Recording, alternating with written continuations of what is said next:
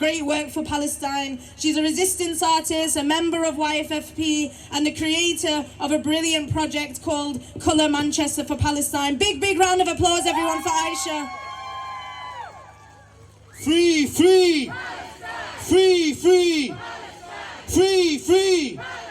1, 2, 3, 4. 5, 6, 7, 8. Assalamu alaikum. Thank you for that introduction, Sabra. As she mentioned, my name is Aisha. I'm a resistant artist, and I speak to you as a mother of 3, a wife, a daughter and sister, and a proud member of the YFFP. I am not Palestinian by DNA, but like many of us here today, I am Palestinian in my heart and soul. My heart beats to the beat of Ana Dammi Falastini. Some of you may know me from previous protests or my Instagram, Ivy Dream Studio, where I post coverage of my resistance art, which was recently covered by Al Jazeera. Doesn't that say something to you? The fact that I was born in Manchester, yet I have been asked about my work I have not been asked about my work by any local news outlet, but I have been recognised by an international news outlet thousands of miles away in Doha. Along with my friend Nicola, launched Project Colour Manchester for Palestine. We have been painting the windows of businesses in solidarity with Palestine to raise money for Medical Aid Palestine. When I created the hashtag Colour Manchester for Palestine, it was immediately banned and my account was penalised. This is a fraction of the censorship those fighting for the cause are dealing with every single day. Shame. I tried to write a speech, I tried to give you figures, but I know too well from previous speeches that by the time I have written this to the day that I come to speak it, those numbers will no longer suffice. In the few days that pass between my writing it and my reading it, hundreds, thousands more men, women and children will have been murdered in cold blood. Bombs have been detonated on the heads of children. Families lie under the rubble, and babies in the womb will be torn apart from the umbilical cord that is their life source. As we have seen too many times before, mothers will scream harrowing screams, and fathers will cry the most haunting cries of despair. And we will watch on our phones, souls torn apart from what we bear witness to. It's Christmas in 2 days. But thousands of children in Gaza have been murdered, maimed and massacred. So I really struggle to feel the sentiment of a Merry Christmas. I will tell my children this year how lucky they are. And as I hold my children close, as I hug them and listen to them say, "Good morning, Mummy," my heart shatters.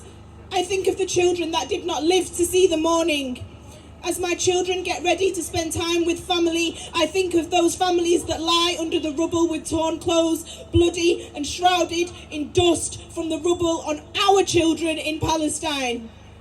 If Mary and Joseph had set off to Bethlehem today, they would have had to cross 15 Israeli checkpoints and a 30-foot wall. Before his birth, his pregnant mother Mary would have been starved, deprived of water, made to make a perilous journey, snipers and 500 bombs being dropped a day on an area 25 miles long.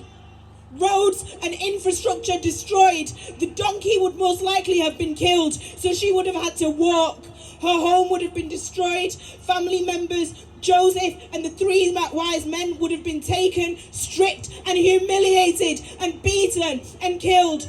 Her body would be filled with cortisol, making her increasing the risk of premature delivery and a low birth weight. The hospital would be surrounded by snipers. Families outside it would be seeking refuge, and they would have been bulldozed by the Israeli forces. Medical aid blocked at the border. The hospital run on generators which keep cutting out. This is if the hospital hasn't already been bombed, as over 20 have. If by some miracle they lived, they'd be out in the cold, her milk sparse due to a lack of food and water. Conditions in the areas of refuge are having outbreaks of disease.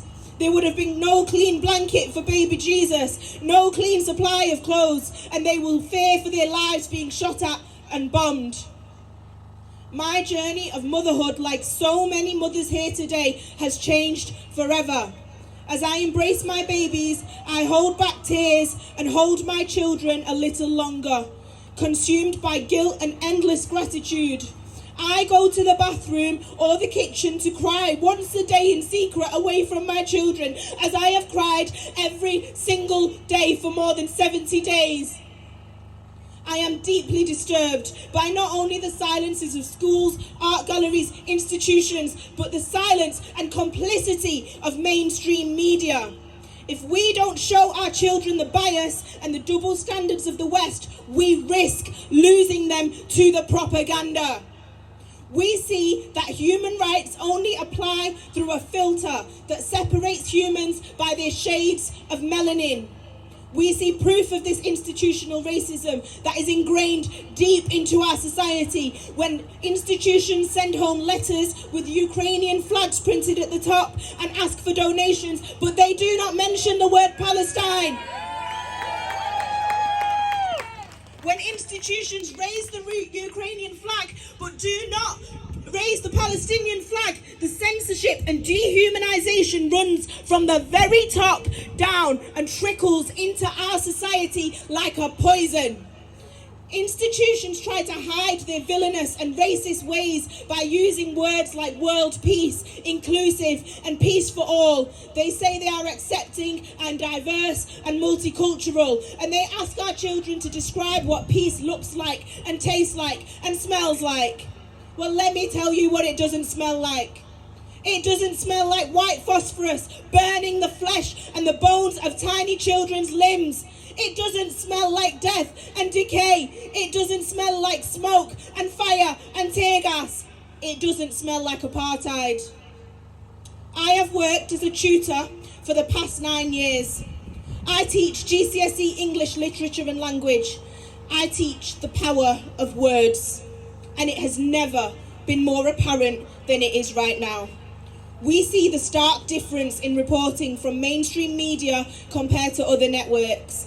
We see how they refer to Palestinian children as boys under the age of 18. But when they refer to Israeli children, they call them children. We see how they frame this as a religious issue, and we see how they say that it is one to remain impartial on. We see how they lied and said there was a Hamas base under Al-Shifa when they used that as an excuse to bomb it, starve babies of oxygen and snipe quadriplegic patients. When the medics and journalists told them time and time again there was no base under the hospital, they disregarded them and they continued to commit war crime after war crime. Yet now, the Washington Post investigation has concluded that there was no proof of a command center under the hospital. It holds more weight because the Washington Post said it. Why was it not enough when Palestinian journalists and doctors esteemed said the same thing? Why is it only credible when the Western media says it, when white people say it? And yet, in the years to come, when this moment in time is taught in history lessons, they will say how it was wrong. They will act like they stood on the right side of history. But we are here to remember that they did not. And we will not forget their silence. The BBC's coverage, along with other outlets of Ukraine, was starkly different to the coverage we see now of a genocide. We saw how the BBC not only commended Ukraine's armed resistance, but also how they questioned how such a conflict could happen to what they call a civilized nation. They dehumanized Palestinians and the Middle East as a whole. This so-called civilized world, this so-called civilized society, the West, the same West that allows and encourages the massacre of over 10,000 children. The civilized society that watches on as hospital after hospital, church after church, mosque after mosque, UN school after school are targeted and obliterated. The West that watches on as humans are buried alive and graves are desecrated so not even the dead can rest in peace. We have been conditioned to believe that Arabs are barbaric, But who are the real barbarians here? We have seen the gentleness of the Palestinians. We have seen nothing but patience and resilience. We have seen how journalist Weil turned away from the camera to receive news of the martyrdom of his family, and then he continued his coverage with more bravery than I could ever muster. Weeks later, he lost Samir Abu Daqqa, his comrade, his colleague and friend, to a brutal attack by the IOF, which injured our beloved Weil and murdered Samir. More than 68 journalists have been killed covering the Israeli-Hamas war since Hamas attacked Israel on October the 7th. More than one a day, and accounting for 72% of all media deaths worldwide this year. The overwhelming majority were Palestinian journalists in the Gaza Strip, where Israeli forces continue their offensive. How do their so-called colleagues in the profession here in the West, how do these journalists in the West react? What empathy do they show? None. We heard how a CBS news correspondent said about Ukraine that this isn't a place with all due respect like Afghanistan or Iraq. This is a relatively civilized European place where you wouldn't expect or hope that it's going to happen. What more do we need to hear when we are being told that Afghans, Iraqis and the rest of the Middle East lives don't matter?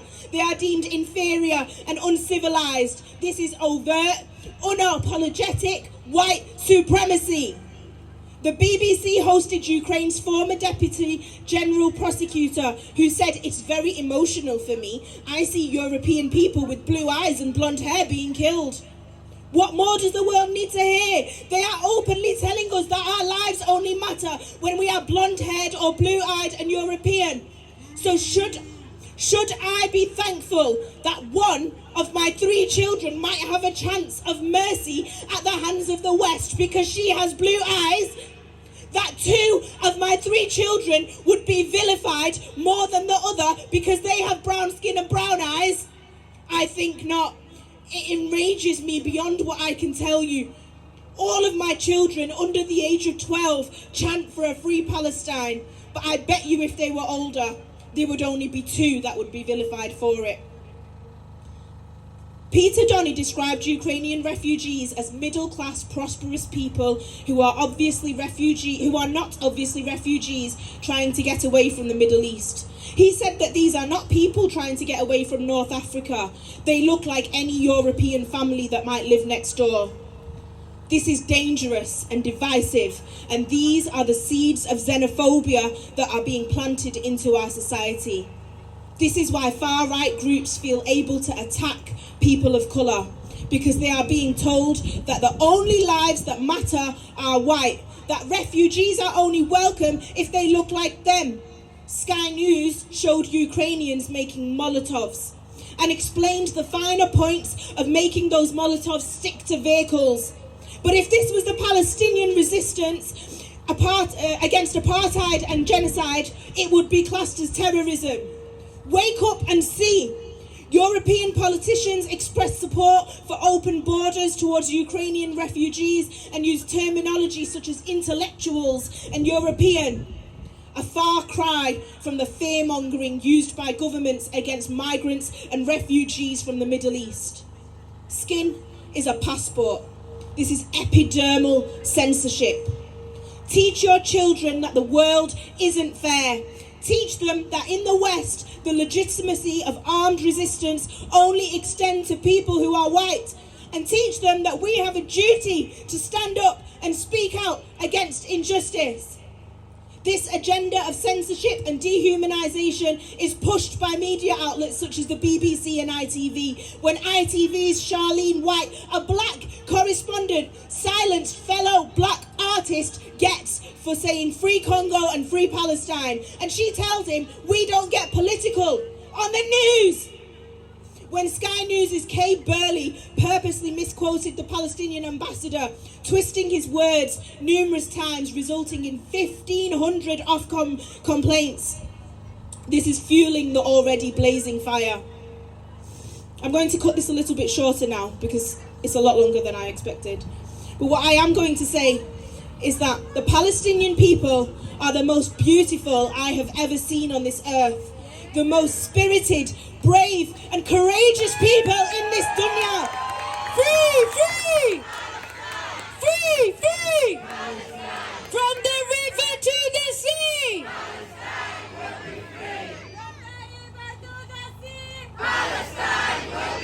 I'm just going to end with this one note. You may have all seen the video of many journalists singing in Gaza, sat around the ruins of a hospital, singing songs of bravery and their love for the land. The video had me sobbing, weeping into my hands as the Israeli airstrikes surrounded them after all they have seen, after all the pain and not knowing if these are their last moments or if they will survive this night. In between their press coverage of the attacks, these journalists sang, and amongst them was Wael Eldadou and Saleh Jafarwi. Wael's wife, son, daughter and grandson were killed in the strike, and I saw him singing, the grief etched into every wrinkle on his face, his pain apparent on his face, yet his spirit is still alive, trying to find a glimmer of light in the darkness. Saleh has been targeted by the IOF. They have warned him openly that they are hunting him, so-called protected journalists. Yet Saleh's smile is the biggest of them all. His eyes light up for a brief moment and mine fill with burning hot tears. These brave Palestinian journalists, the most brave people on God's green earth, sit in the ruins of a hospital and sing. Their voices drown the merciless bombardment that surrounds them. So as we all unite today across the country in solidarity against filthy fascism, perilous propaganda, impudent imperialism, callous colonialism, devilish destruction and the wickedness of the West, I ask you to repeat after me. We will honour all our martyrs. All the children, sons and daughters. We will honour all our martyrs. All the parents, mothers, fathers. Jazakallah khair for listening to me.